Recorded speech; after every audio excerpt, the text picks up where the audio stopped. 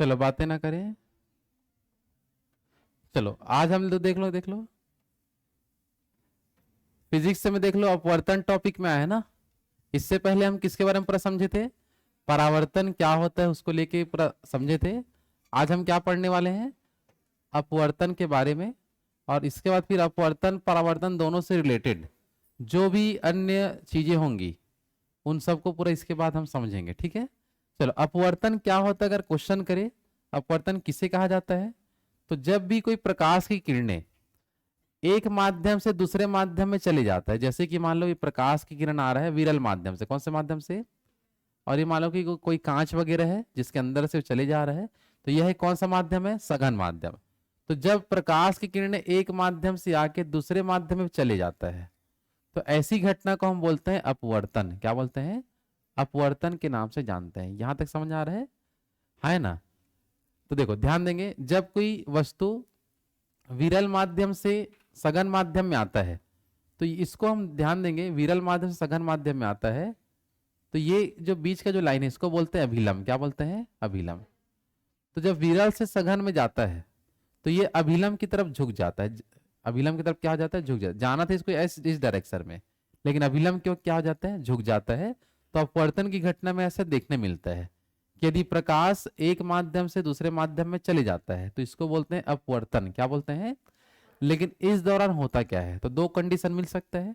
अगर विरल से सघन में जाएगा तो प्रकाश की किरण अभिलंब की तरफ झुक जाता है, लेकिन उल्टा कर दिया इसको, मैं मान लो कि सघन माध्यम से, कि मान लो कि कांच इतना बड़ा ऐसे करके कि सघन माध्यम से अब किधर जा रहा है? विरल तरफ। तो अभिलंब से दूर हटेगा, अभिलंब से क्या हो जाएगा? दूर हट जाता है ना। तो अगर हम तिरछा लाते हैं तो ऐसा होगा, लेकिन मान लो प्रकाश की किरण मैं से सीधा जैसे अभिलंब है अगर उसी डायरेक्शन में यदि प्रकाश की किरण को भेजता हूं तो ना तो अभिलंब की ओर झुकेगा ना तो दूर हटेगा, अगर ऊपर से सीधा सीधा आ रहा है तब। है ना। तिरछा आ रहा है तो एक घटना हमको देखने मिलेगा। आया कि नहीं समझ में? अगर तिरछी किरणें आ रही है प्रकाश की और माध्यम को चेंज कर रहा है, विरल से सघन में आएगा तो अभिलंब की ओर झुक जाएगा, सघन से विरल में जाएगा तो अभिलंब की ओर दूर हट जाएगा। लेकिन मान लो जिस डायरेक्शन में अभिलंब है उसी डायरेक्शन में यदि मैं किसी किरण को छोड़ता हूं तो ना तो झुकेगा ना तो वो हटेगा। समझ आ पा रहा है? हाँ है ना। तो वही चीज को हम बोलते हैं अपवर्तन। क्या बोलते हैं? और ये जो लाइन इतना बड़ा जो पूरा लिखा है वो इसी चीज को बताया है ना। ध्यान से आप पढ़ सकते हो क्या लिखा है। जब प्रकाश की किरण विरल माध्यम से सघन माध्यम में प्रवेश करता है तो अभिलंब की ओर झुक जाता है, तथा सघन से विरल की ओर जाता है तो अभिलंब से दूर हटता है, तथा किरण अभिलंब के समांतर, ये अभिलंब है इसी के समांतर पैरेलल, इसी के समांतर यदि कोई लाइन कोई किरणें आती है तो क्या लिखा है? अभिलंब के समांतर प्रवेश करते तो उसके पथ में कोई परिवर्तन नहीं आता, जैसे जा रहा था वैसे ही जाएगा। पथ में परिवर्तन तब आएगा जब किरणें तिरछी होती है। समझ आ पा रहा है? विरल मतलब हवा, सघन मतलब ठोस, ठीक है ना। जल भी हो सकता है ठोस सघन, ठीक है ना। हाँ है ना। विरल मतलब क्या होगा? हवा वाला माध्यम। सघन में आपका या तो कांच ले लो या जल ले लो तो उसको हम सघन में गिनेंगे। किसमें गिनेंगे? सघन। है ना।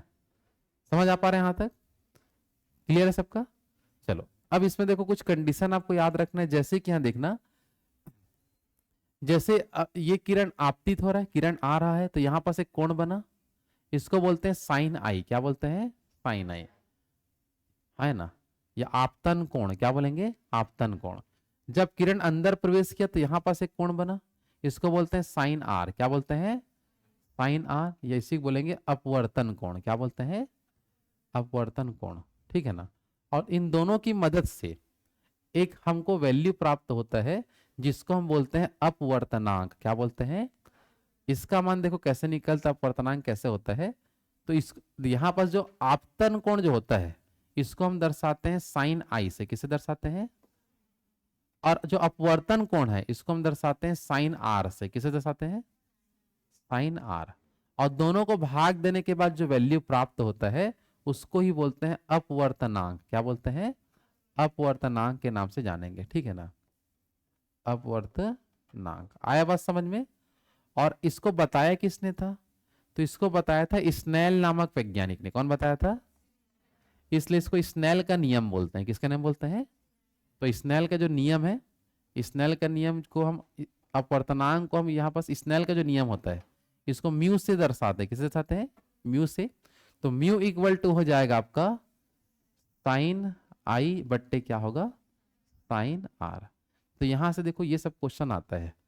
कथन निष्कर्ष में देखा तो क्या बोलेगा? अपवर्तनांक क्या है? तो आप क्या बताओगे? जब किरणें एक माध्यम से दूसरे माध्यम में चला जाता है तो उसको क्या बोलते हैं? अपवर्तन। क्या बोलते हैं? सॉरी, अभी अपवर्तन बता रहा हूं, अपवर्तन के बाद अपवर्तनांक समझेंगे। ठीक है, अपवर्तन क्लियर है? अब अपवर्तन के समय होता क्या है? अगर तिरछी आ रही है तो मार्ग चेंज हो जाता है उनका।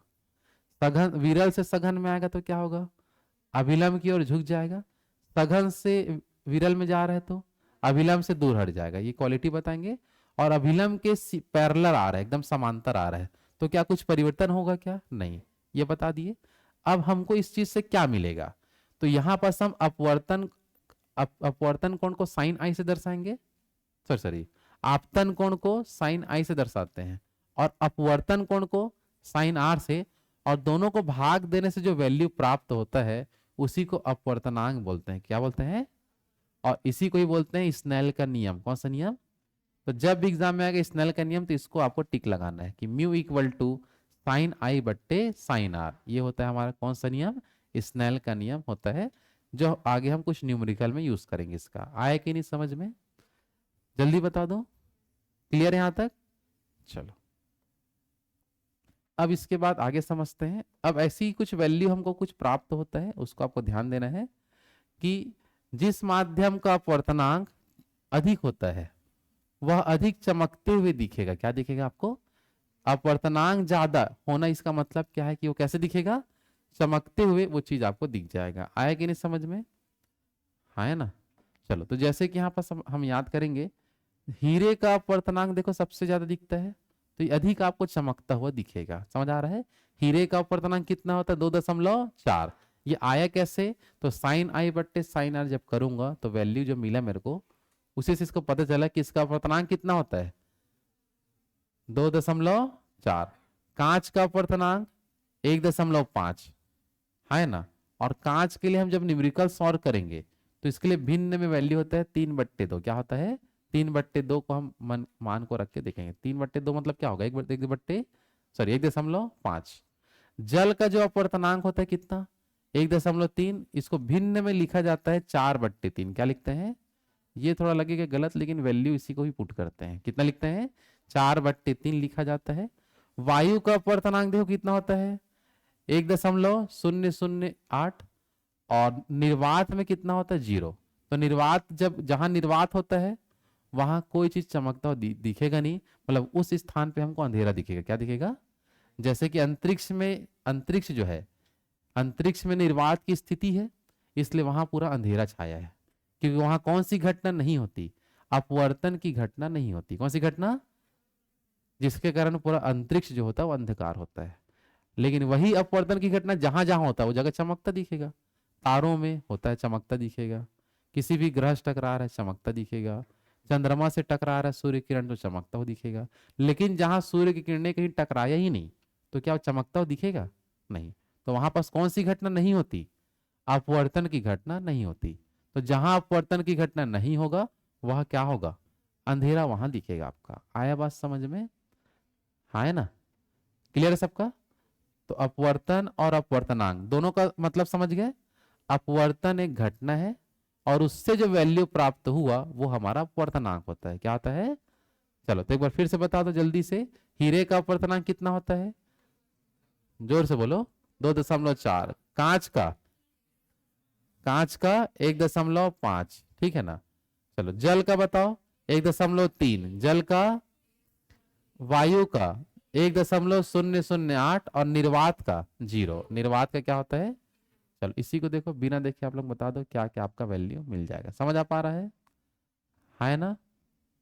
चलो एक बार कोशिश कर लो बिना देखे बताने का। चलो बताइए, हीरे का बताओ। हीरे का 2.5। कांच का, कांच का 1.5। जल का, जल का 1.3, वायु का 1.008 और निर्वात का 0। और जहां अपवर्तनांक 0 वहां क्या स्थिति? अंधेरा।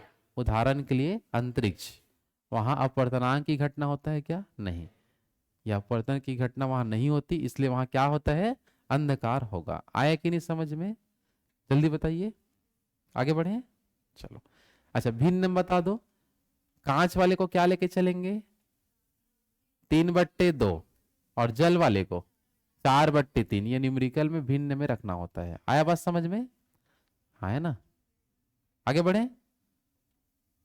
चलो अब देखो कुछ क्वेश्चन कर लेते हैं यहीं से जो पूछा जाता है। यदि कोई किरण 60 अंश के कोण से आपतित होती है और 30 अंश के कोण से अपवर्तित होती है तो इस माध्यम का अपवर्तनांक ज्ञात कीजिए। ये क्वेश्चन बहुत बार एग्जाम में मिलेगा आपको। आए बात समझ में? तो फॉर्मूला सबको याद रहेगा? आए ना? चलो फॉर्मूला बताओ क्या है। चलो, म्यू मतलब अपवर्तनांक इक्वल टू बताओ साइन आई बट्टे साइन आर। साइन आई बट्टे क्या होगा? Sine are. आई मतलब आपतन कोण, या आपतित किरण से जो बना, कितना है जल्दी बताओ? 60 अंश। तो लिख दूंगा मैं साइन 60। कितना लिखूंगा? और अपवर्तन का कोण बताओ 30। तो यहां लिखूंगा साइन 30। अब इसमें वैल्यू पता होना चाहिए त्रिकोणमिति के हिसाब से। साइन 60 का मान √3/2 यहां तक होगा। भाग को बना दिए गुणा, और साइन 30 का मान 1/2। 1/2 को पलट के लिख दूंगा तो 2/1। ये बस समझे कि नहीं बस बताओ। साइन 60 का मान ये था, भाग को बना दिए गुणा, तो नीचे की वैल्यू को पलट के लिखना है। अगर 1/2 है तो 2/1 लिख दूंगा। बात समझ आ रहा है? तो एक स्टेप मेरा ना कम हो जाएगा। समझ आ पा रहा है? तो 2 से क्या कटेगा? 2। तो राइट आंसर क्या आएगा? √3। इसका आंसर कितना आएगा? √3। मिट गए तो फिर से बनाना पड़ जाएगा क्या? चलो बताओ जल्दी जल्दी। म्यू इक्वल टू साइन 60 बट्टे क्या था? साइन 30। साइन 60 का मान √3 क्या होगा? 2। भाग को गुणा बनाएंगे। साइन 30 का मान, साइन 30 का मान 1/2 होता है, पलट के क्या लिखेंगे? 2/, कट जाएगा और आंसर क्या आएगा? √3। इसका राइट आंसर आ जाएगा। आया कि नहीं समझ में? कर लोगे? तो ये तो डिग्री में दिया तो ऐसे बनाना है। डिग्री के अलावा भी कुछ क्वेश्चन आता है अपवर्तनांक का, तो उसको कैसे बनाते देखो ध्यान से। जैसे क्वेश्चन देखो दिया हमको, किसी वस्तु में प्रकाश की जो चाल है, मतलब कोई वस्तु नहीं पता जो भी होगा, उसमें जब हम प्रकाश को डालते हैं तो वो कितने की स्पीड से बहता है? 1.5 गुना 10⁸ मीटर पर सेकेंड हो तो वस्तु का अपवर्तनांक निकालना है। क्या निकालना है? वस्तु का अपवर्तनांक। तो इसमें देखो हम म्यू का मान कैसे निकालेंगे, ध्यान देंगे सब लोग। तो इसको निकालेंगे, ऊपर में रहेगा वस्तु में प्रकाश की चाल। वस्तु में किसकी चाल? प्रकाश की जो चाल है उसको ऊपर रखेंगे, और नीचे में रखेंगे प्रकाश की चाल। निर्वात में सबसे ज्यादा होता है, हाँ है ना? तो नीचे रखेंगे हम प्रकाश की चाल। क्या रखेंगे? प्रकाश की चाल। उल्टा हो जाएगा क्या? थोड़ा मिस्टेक हो गया, सॉरी सॉरी, गलत हो गया ना। यहाँ बस उल्टा लिख दिया हमें। चलो, म्यू इक्वल टू ऊपर में क्या रहेगा आपका? प्रकाश की चाल। किसकी चाल? प्रकाश की चाल। ये मैं किसी वस्तु के अंदर नहीं बता रहा हूं। प्रकाश का जो रियल स्पीड है उसको ऊपर लिखूंगा मैं, और वस्तु में प्रकाश की चाल क्या होगी? हर वस्तु में अलग अलग होता है प्रकाश की चाल। तो नीचे लिखूंगा वस्तु में प्रकाश की चाल। और इस नीचे वाले का मान आपको प्रश्न देगा, ऊपर वाले का मान फिक्स होता है, वो कभी चेंज नहीं होगा। प्रकाश की चाल जो फिक्स है वो कभी चेंज नहीं होगा।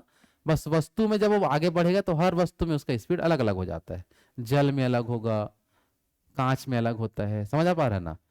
तो अलग अलग जगह अलग अलग हम देखेंगे। सबसे अधिक स्पीड प्रकाश का निर्वात में होता है, क्योंकि उसको रोकने वाला कोई नहीं है, तो बहुत ज्यादा स्पीड से बहेगा वो, है ना? चलो, तो प्रकाश की चाल कितनी होती है बता दो।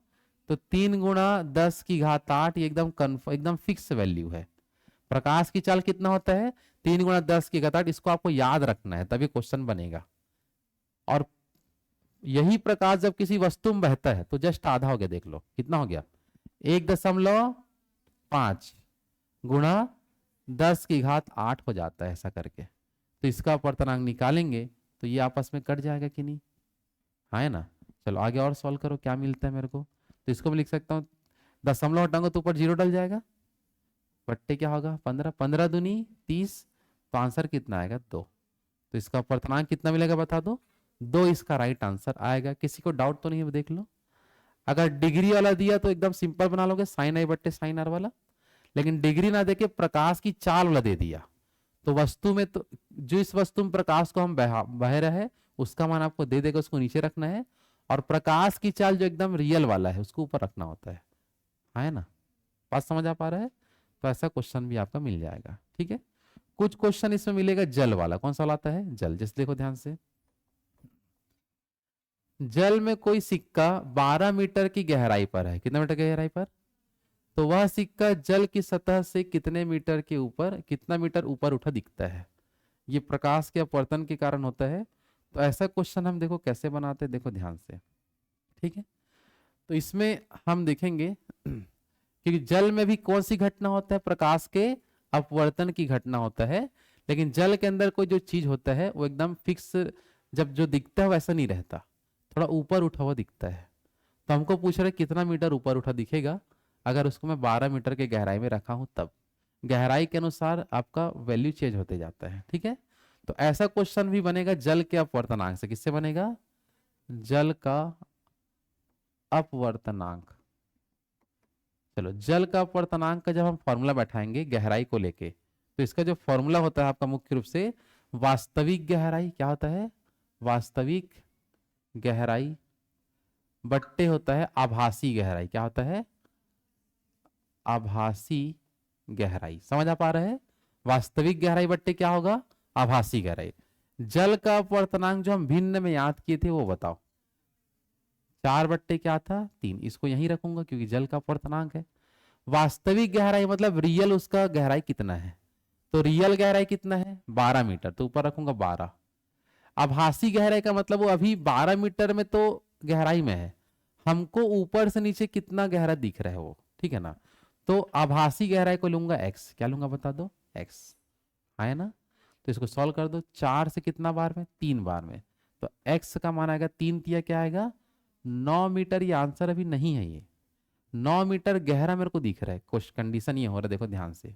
जैसे कि ये मान लो कंडीशन ये है कि ये इसमें जल रखा हुआ है, यहाँ पास कोई सिक्का पड़ा है, और ऊपर से देखूंगा तो जो भी है ये कितना मीटर की गहराई पर है 12 मीटर। लेकिन अपवर्तन की घटना के कारण ये थोड़ा ऊपर उठा दिखेगा। तो ये इसको जब मैं ऊपर से देखा तो मेरे को अभी दिख रहा है 9 मीटर में, कितना मीटर में दिख रहा है इस क्वेश्चन के हिसाब से। मेरे को बताना इसमें यह है कि कितना मीटर ऊपर उठा दिख रहा है। यहां नीचे से वैल्यू पूछ रहा है, नीचे से कितने गहराई पर दिख रहा है नहीं पूछ रहा है, कितना मीटर ऊपर उठा दिख रहा है पूछ रहा है। तो यहां से तक टोटल 12 मीटर है, और यहां से तक कितना मीटर है 9 मीटर। तो नीचे ये कितना आ जाएगा जल्दी बताओ, तो 3 मीटर ऊपर दिखेगा। ये मेरा राइट आंसर आएगा। आया कि नहीं समझ में, जल्दी बताओ। तो जब भी हमको जल से संबंधित कुछ क्वेश्चन दे अपवर्तनांक को लेके, तो क्या सूत्र लगाओगे, जल का अपवर्तनांक, जल का अपवर्तनांक का फॉर्मूला में क्या लगाऊंगा, वास्तविक गहराई जो आपको दिया होगा, और आभासी गहराई मेरे को निकालना होगा। समझ आ रहा है। तो वास्तविक गहराई बट्टे क्या होता है आभासी गहराई, इससे एक्स का मान निकलेगा। इससे कंफर्म हुआ, क्या बता रहा था, है वो 9 मीटर में दिख रहा है वो, सॉरी है वो 12 मीटर में है, दिख रहा है कितना मीटर 9 मीटर में, कितना मीटर ऊपर उठ गया। तो हमको जितना मीटर ऊपर उठा उसका वैल्यू पूछा था। आया कि नहीं समझ में। तो इस टाइप के क्वेश्चन अपवर्तनांक से आते हैं। 3 टाइप का देख लिए। पहला केवल हमको डिग्री देगा और आपको बताना होगा, दूसरा में प्रकाश की चाल वाला क्वेश्चन आता है, और तीसरा में जल के गहराई वाला क्वेश्चन देगा। तो अपवर्तनांक से रिलेटेड ये 3 क्वेश्चन आपको यहां से याद रखना है। आया कि नहीं समझ में, जल्दी बता दो, आगे बढ़े। ठीक, चलो अब ये हो गया, यहां तक हमारा अपवर्तन टॉपिक खत्म। कौन सा टॉपिक, अब हम देखेंगे अलग अलग जो टॉपिक हमारा आता जाएगा, जिसमें से नेक्स्ट हमारा आएगा जिसको बोलते हैं पूर्ण आंतरिक परावर्तन। क्या बोलते हैं बता दो। चलो ये क्या है उसको समझते हैं। पूर्ण आंतरिक जो परावर्तन है ये होता क्या है, ठीक है। यहां तक किसी डाउट तो नहीं, जल्दी बताओ। अपवर्तन सबका क्लियर हो गया। अपवर्तन क्या है चलो एक बार जल्दी से बताओ। जब प्रकाश की किरण एक माध्यम से दूसरे माध्यम में चला जाता है तो इसी घटना क्या बोलेंगे, अपवर्तन। अगर विरल से सघन में आ रहा है तो अभिलंब की ओर झुक जाएगा, सघन से विरल में जा रहा है तो दूर हट जाएगा, सीधा समांतर आ रहा है तो कुछ नहीं होगा। और इस घटना के पश्चात हमें मिलता है अपवर्तनांक का वैल्यू। किसका वैल्यू? और अपवर्तनांक को हम म्यू से दर्शाएंगे, जिसे हम स्नेल का नियम भी बोलते हैं। स्नेल का नियम बताओ जल्दी से। साइन आई बट्टे साइन आर। और अगर इसी को अपवर्तनांक को मैं अगर प्रकाश के लिए लिखूं तो क्या लिखूंगा? प्रकाश की चाल बट्टे वस्तु में प्रकाश की चाल, जो प्रश्न दिया रहता है, ठीक है। और इसी को मैं जल के लिए लिखूं तो क्या लिखूंगा? वास्तविक गहराई बट्टे आभासी गहराई। इतना आपको करना है, समझ आ पा रहा है? इसके बाद हम क्या देखने वाले, जल्दी बताओ। पूर्ण आंतरिक परावर्तन क्या होता है, इसको समझते हैं अच्छे से। चलो देखो ध्यान से। पूर्ण आंतरिक जो परावर्तन होता है, इससे पहले आपको समझना होगा इसमें हमको क्रांतिक कोण क्या होता है। अगर क्रांतिक कोण समझ गए तो पूर्ण आंतरिक परावर्तन भी आप समझ जाओगे, ठीक है। इसमें देखो क्या हो रहा है, ध्यान देंगे। यदि कोई प्रकाश मान लो विरल से सघन में आके सघन के अंदर आ गया है और सघन से फिर बाहर निकलने की कोशिश कर रहे हैं, लेकिन हम उनको बाहर निकालने नहीं देंगे। जो बोला समझ पाए? जैसे कि मान लो कि यहाँ पास अपन कुछ मान लो कि ये बोतल इस प्रकार से, यहाँ पास मैं यहाँ से अंदर प्रकाश तो आ जा रहा है और अभी ये प्रकाश जो है उस पार भी निकल जाएगा, लेकिन मेरे को करना क्या है कि इसके अंदर कुछ ऐसी घटना करवाना है कि इसके अंदर प्रकाश तो आ जाए लेकिन बाहर मत निकले। समझ आ पा रहा है? तो इसको बोलते हैं वहीं पास वो टकरा टकरा वहीं घूमते रहे, लेकिन बाहर निकल पाए क्या? नहीं। तो ऐसी घटना को बोलते हैं पूर्ण आंतरिक परावर्तन। बाहर से अंदर आ गया, अंदर से बाहर नहीं जा पाएगा। तो ऐसी घटना करवाने के लिए उसको हमको क्या चीज में ढालना होता है? पूर्ण आंतरिक परावर्तन वाले नियम के हिसाब से समझना है ना। तो यहां देखो अब ध्यान से, हम सीधा समझ रहे हैं कि हमारा जो किरण, प्रकाश की किरण, वो जल में आ चुका है। किस में आ चुका है? जल में। ये जल की जगह आप कांच ले लो, हीरा ले लो, कुछ भी ले सकते हो। सघन माध्यम होना चाहिए। क्या होना चाहिए? क्योंकि पूर्ण आंतरिक परावर्तन के लिए किरण हमेशा सघन से विरल की ओर जा रही हो। विरल से सघन तो आ ही जाएगा, सघन से विरल जब जा रहा होता है तब उस समय हम घटना करवाएंगे। आया बात समझ में? आया ना। तो पूर्ण आंतरिक परावर्तन के लिए क्या जरूरी है? तो पहला चीज क्या बताओगे कि किरणें किस ओर से किस ओर जा रही हो? सघन माध्यम से विरल माध्यम में जा रहा है। तो अगर हम नॉर्मल देखें तो इस प्रकार से किरण आपका होके निकल जाएगा, है ना। लेकिन मैं इसको इस स्टेप से मैनेज करूंगा कि इसको मैं थोड़ा सा ऊपर उठाते जाऊंगा, है ना। तो इधर वाला थोड़ा नीचे आते जाएगा। है, समझ में आ पा रहे हैं? तो देखो इसको यहां पास की किरण को मैं थोड़ा ऊपर उठा दिया तो ये जो किरण इस जल के सतह पर आ गया। ये बस समझ पाए कि नहीं? अब जब जल के सतह पर ऐसे आ जाता है और यहां पर जो हमको कोण बनता है, इसको बोलते हैं क्रांतिक कोण। क्या बोलते हैं? क्रांतिक कोण। ये बात समझ आ पाया? पहले पोजीशन कुछ इस प्रकार से था, नीचे ये जो आपतन किरण था, कौन सा किरण, इसको थोड़ा ऊपर उठाते गया तो अपवर्तन वाला जो किरण है वो थोड़ा नीचे आते जाएगा और वहां तक नीचे ला देना है जब तक उनको सतह प्राप्त ना हो जाए। जल की क्या प्राप्त ना हो जाए? सतह प्राप्त ना हो जाए, तब तक मेरे को इसको रखना होता है। तो इस पोजीशन को बोलते हैं क्रांतिक कोण, क्रिटिकल एंगल। क्या बोलते हैं? क्रिटिकल एंगल, या हिंदी में क्या बोलेंगे? क्रांतिक कोण। एक ऐसा कोण है, अब ना तो प्रकाश बाहर जा रहा है ना तो प्रकाश अंदर आ रहा है, ये सतह पर चले जा रहा है ना। अब एक काम और करूंगा, इसको मैं थोड़ा सा और बढ़ा देता हूं। ये लो, थोड़ा सा और बढ़ा दिया तो इससे हुआ क्या? अब ये जो प्रकाश जो सतह पर जा रहा था वो नीचे आ जाएगा। कहां जाएगा आपका? नीचे, वापिस जल में आ जाएगा, है ना। तो इसको बोलेंगे पूर्ण आंतरिक परावर्तन, है ना। Total internal reflection. क्या बोलते हैं? टोटल इंटरनल रिफ्लेक्शन या पूर्ण आंतरिक परावर्तन बोलेंगे। समझ आ पा रहे हैं? तो पूर्ण आंतरिक परावर्तन बनाने के लिए पहले मेरे को चाहिए क्रांतिक कोण। क्या चाहिए? और क्रांतिक कोण से थोड़ा सा बढ़ा दूंगा मैं, एक अंश भी बढ़ा दिया मैं थोड़ा सा भी, तो प्रकाश अंदर आ जाएगा और वहीं वहीं वो जाके टकराते रहेगा। बात समझ आ रहा है? तो ये था नॉर्मल वाला, है ना। ये था हमारा क्रांतिक कोण जो सतह पर होता है। और फिर हम क्या देखें? क्रांतिक कोण जब थोड़ा सा बढ़ा देता हूं, क्रांतिक कोण का मान जब मैं थोड़ा सा और बढ़ा दूं तो ये जो होता है प्रकाश पूरा पूरा वापिस उसी माध्यम में आ जाता है, सघन माध्यम में फिर से आ जाता है। तो इस चीज को बोलते हैं पूर्ण आंतरिक परावर्तन। यहां तक समझ पाए कि नहीं? चित्र को क्लियर हो पा रहा है? अब लाइनों को पढ़ो ध्यान से, क्या लिखा है ध्यान देंगे। ऐसा आपतित किरण जो अपवर्तन के फलस्वरूप ना तो अपवर्तित हो और ना ही परावर्तित हो। यह किरण माध्यम को अलग करने वाली रेखा से होकर निकल जाती है और अविलंब के साथ विरल माध्यम में, सॉरी विरल नहीं है, विरल की जगह क्या होगा आपका सघन माध्यम है ना, सघन माध्यम में कुछ निश्चित अंश का कोण बनाती है। इसे ही हम क्रांतिक कोण कहते हैं। क्या बोलते हैं? क्रांतिक कोण कहेंगे। आया कि नहीं समझ में?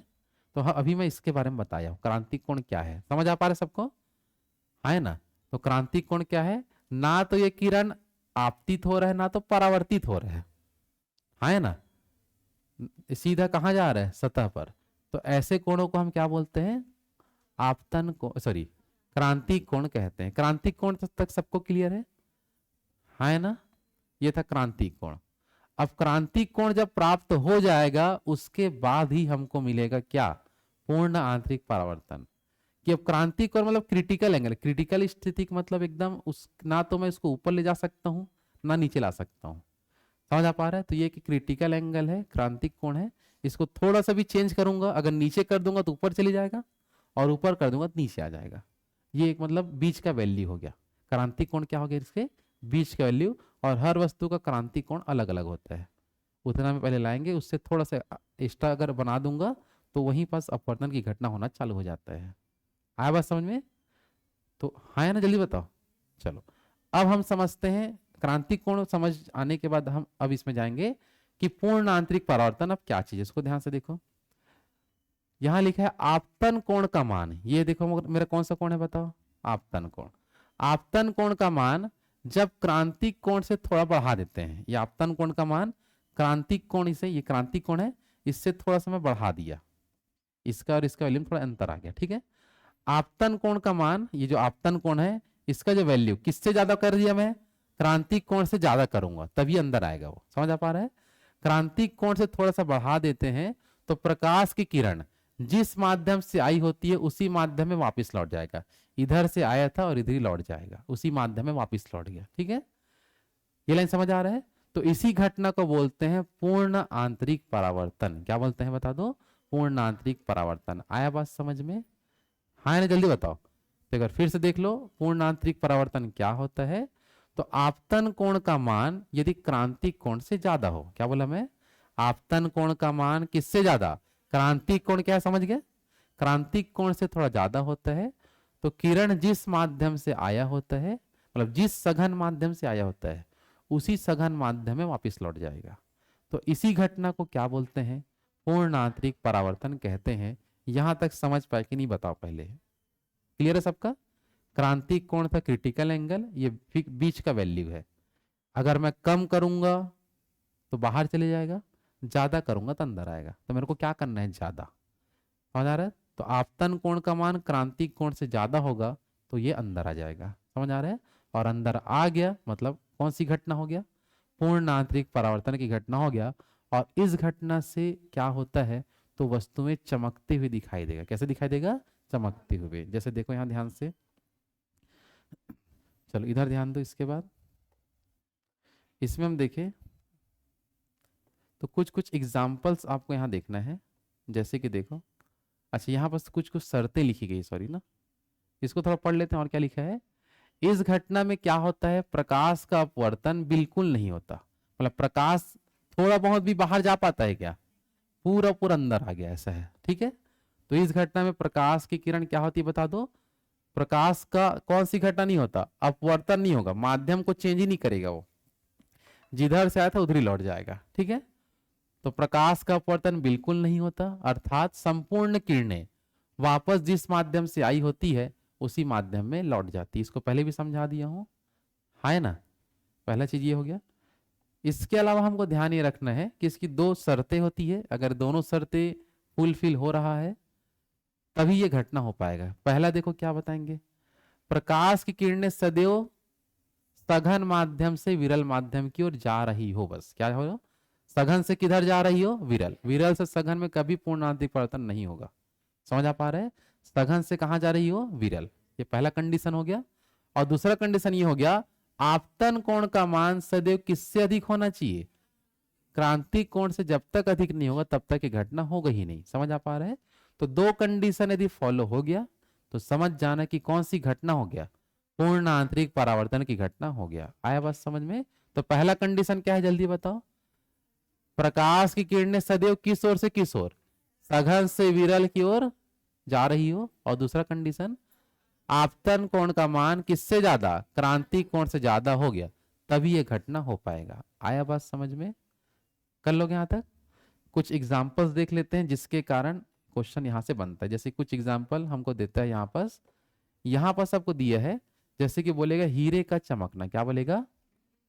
इसमें कौन सी, एग्जाम में यही क्वेश्चन आता है ज्यादातर कि हीरे की चमकना यह प्रकाश के कौन सी घटना का उदाहरण है? तो क्या बताओगे? पूर्ण आंतरिक परावर्तन। क्योंकि प्रकाश बाहर से अंदर तो आ जाता है लेकिन अंदर से बाहर नहीं जा पाएगा वो, और वहीं वहीं टकरा के इस पैटर्न में उसको रेडी करते हैं कि वहीं वो टकरा टकरा के एक दूसरे पर चलते रहे, जिससे वो क्या दिखेगा? आपको चमकता हुआ दिखेगा। आया बात समझ में? इसके अलावा आपको याद रखना है कि कांच में आई दरार का चमकना, इस प्रकार से कांच में जब दरार आ जाता है तो वो भी चमकता हुआ दिखेगा। इसमें भी कौन सी घटना? पूर्ण आंतरिक परावर्तन। आया बात समझ में? है ना? इसके अलावा रेगिस्तान में मृग मरीचिका का बनना, जैसे कि आप दूर से देखोगे तो ऐसा लगेगा कि इनका जो ये जो घोड़े चल रहे हैं, इनका पर, सॉरी घोड़ा नहीं, सॉरी घोड़ा नहीं, क्या है? ऊंट है क्या? रेगिस्तान में कहाँ घोड़ा चलेगा? ठीक, कुछ समझना है आप लोगों को, ठीक है? तो रेगिस्तान में क्या चल रहा है? ऊंट। और आप इसको एकदम दूर से देख रहे हो, दूरबीन दूरबीन में, समझ में आ रहा है? तो एकदम पास से आप नहीं देखना है, पास से देखोगे तो जैसा वैसे ही दिखेगा। एकदम दूर से देखोगे तो आपको ये लगेगा क्या चल रही है। हाँ ठीक है, ऊंट जो चल रहा है उसका परछाई दिख रहा है नीचे, और ऐसे लगेगा कि यहाँ पूरा पानी है, पूरा क्या बता दो, लेकिन वो पानी नहीं है। ये केवल एक भ्रम है। समझ आ पा रहे हैं? दूर से देखने में ऐसे दिखता है, उसी को बोलते हैं मृग मरीचिका। क्या बोलते हैं? तो रेगिस्तान में ऐसा दिखता है, दूर से देखोगे तो पानी है ऐसा दिखते रहता है, लेकिन पास जाओगे तो नहीं रहेगा। तो इस दौरान भी कौन सी घटना होती है वहां पर? पूर्ण आंतरिक परावर्तन की वजह से मृग मरीचिका का निर्माण होता है। कहाँ बता दो? रेगिस्तान में। ऐसा आपको रोड में भी दिखने मिलता है, दूर से देखो रोड को तो पानी पानी दिखते रहता है, जाओगे तो कुछ नहीं रहता, होता है ऐसा। तो वहां भी कौन सी घटना? मृग मरीचिका। समझ आ रहा है? वहां भी अपवर्त कौन सी घटना, सॉरी, पूर्ण आंतरिक परावर्तन आपका होगा। आया बात समझ में? इसके अलावा कुछ कुछ डिवाइसेस बनाई जाती है जिसको हम बोलते हैं प्रकाशिक तंतु, इसे बोलते हैं ऑप्टिकल फाइबर। क्या बोलते हैं? जहां प्रकाशी तरंगों को भेजने के लिए काम आता है। किसके लिए काम आता है ये? प्रकाशी तरंगे। जैसे कि मान लो कि जैसे हमारे यहाँ लैन केबल बिछता है वाईफाई वाला, है ना? तो उसमें जो जो लाइन जो आया है वो प्रकाशी तरंगों का है। किसका है? प्रकाशी तरंगे हमारे में आया है, तब हमारे यहाँ इंटरनेट चल पाता है। आया बात समझ में? और एक वाईफाई होता है जो बिना ऑप्टिकल फाइबर के चलेगा, लेकिन जहां पास वाईफाई है वहां तक आने के लिए तो उसको क्या चाहिए? Optical fibre. बात समझ आ रहा है? ये दिख रहा है, ये जो दिख रहा है वायर, यही ऑप्टिकल फाइबर है। यहाँ लैन केबल है ये, इसके अंदर एक तार है पानी कलर का, काट के देखोगे तो वहीं पास तरंगे आती, मतलब गति करते हुए यहाँ तक आया है, और इसमें वाईफाई मिला है स्क्रीन को। समझ आ पा रहा है? तो ये इसी टाइप का बना होता है। प्रकाशी तरंगे टकरा टकरा के एक दूसरे के पास ऐसे आते जाता है, और प्रकाश का किरण जहां से चालू हुआ था और जहां खत्म हुआ है, जितना भेजा था उतना ही यहाँ पास आएगा। कोई इसमें क्षतिपूर्ति नहीं होता। आया बात समझ में? कोई क्षति होगा क्या यहाँ? नहीं, जितना भेजे थे उतना आ जाएगा। तो इसको बोलते हैं ऑप्टिकल फाइबर, और ऑप्टिकल फाइबर बहता है प्रकाशी तरंगे, इसलिए इसको प्रकाशी तंतु बोलते हैं। क्या बोलते हैं? प्रकाशी तंतु, जिसके माध्यम से प्रकाश के सिग्नल भेजने में और जो भी तरंगे हैं उसको भेजने में अंदर ही अंदर, समझ में आ रहा है ना? तो लैन के ऊपर बिछा देंगे, अंदर तरंग बहते रहते हैं, है ना? इसमें इसको काट के देखोगे तो ऐसा वायर नहीं मिलेगा जैसे तांबा वांबा का, समझ रहे हो ना? इसमें केवल आपका प्रकाशिक तंतु मिलता है, जहां तरंगे टकरा टकरा के बहते रहते हैं। उसमें कुछ वायर के अंदर कुछ मिलेगा क्या? जैसे करंट बहता है उसमें क्या होगा? आपका तांबा का ये कुछ भी आपको मिलेगा, लेकिन इसमें ऐसा मिलता है क्या? नहीं। ये क्या होता है? हमारा प्रकाशिक तंतु होता है। आया कि नहीं समझ में? जल्दी बताओ। तो प्रकाशिक तंतु में भी कौन सी घटना होती है? जल्दी बताओ। पूर्ण आंतरिक परावर्तन। इसके अलावा आपका देख लो, अगर मैं कोई परख नली को पानी में डाल देता हूं तो जल में पड़ी परख नली भी आपको चमकता हुआ दिखेगा अंदर में। तो यहां भी होता है कौन सी घटना? पूर्ण आंतरिक परावर्तन। आया बात समझ में? तो इतने एग्जाम्पल हमारे एग्जाम में पूछे जाते हैं, जिसमें सबसे ज्यादा क्वेश्चन इसका आता है। हीरे का चमकना कौन सी घटना का उदाहरण है? पूर्ण आंतरिक परावर्तन। याद रहेगा सबको? तो फिर से अगर होता तो सबसे पहला क्या देखे, हीरे का चमकना, दूसरा में कांच में आई दरार का चमकना, तीसरा रेगिस्तान में मृग मरीचिका का बनना, चौथा में प्रकाशिक तंतु इंग्लिश में ऑप्टिकल फाइबर, और पांचवा क्या होगा, जल में पड़ी परख नली का चमकना है। क्लियर है यहां तक सबका? तो ये हो गया हमारा पूर्ण आंतरिक परावर्तन के बारे में। समझ आ पा रहा है सबको? प्रकाशिक तंतु के बारे में अलग से कुछ जानकारी है, इसका यूज और बहुत सारी जगह पर की जाती है। ठीक है, तो इसको हम कल के क्लास में देख लेंगे इसके आगे का। समझ आ पा रहा है? कल इसके आगे हम लोग कहाँ से देखेंगे, जल्दी बताओ। प्रकाशिक तंतु से कुछ समझेंगे कि इसका यूज कहाँ कहाँ करते हैं, उसके बारे में इसका यूज पूरा समझेंगे। उसके बाद लेंस को पढ़ेंगे, लेंस क्या होता है, क्योंकि ये भी प्रकाश की घटना होता है लेंस वगैरह में। तो ये उत्तल लेंस, अवतल लेंस किस तरीके से काम करता है। मानव के नेत्र में कौन सा लेंस होता है, तो उत्तल लेंस। तो मानव नेत्र पूरा आएगा इसके बाद। समझ आ रहा है ना? तो मानव नेत्र को अगर कुछ दिक्कत हो जाता है तो उसको दृष्टि दोष बोलते हैं। क्या बोलते हैं? तो दृष्टि दोष भी हम यही पढ़ेंगे इसी चैप्टर में। आया समझे? तो प्रकाश चैप्टर बहुत ही मेन होता है, बहुत सारी चीज पढ़ लेते हैं। प्रकाश और ध्वनि पढ़ ले मतलब समझ जाना फिजिक्स का आधा ज्यादा हो गया। बाकी सब एक एक दो दो पेज के रहते हैं, तुरंत तुरंत खत्म होता है। बस दो बड़े टॉपिक क्या बता रहा, समझ पा रहे हो? प्रकाश ध्वनि, और एक रहता है आपका तरंग। क्या रहता है? ये बड़े बड़े चैप्टर एकदम पहले पढ़ लेना, बाकी छोटे मोटे तुरंत हो जाएगा। आया कि नहीं समझ में? चलो, तो कल हम लोग कहां से आगे पढ़ेंगे, ऑप्टिकल फाइबर से कल देखेंगे। क्लियर है सबका? चलो बाकी कल करते हैं।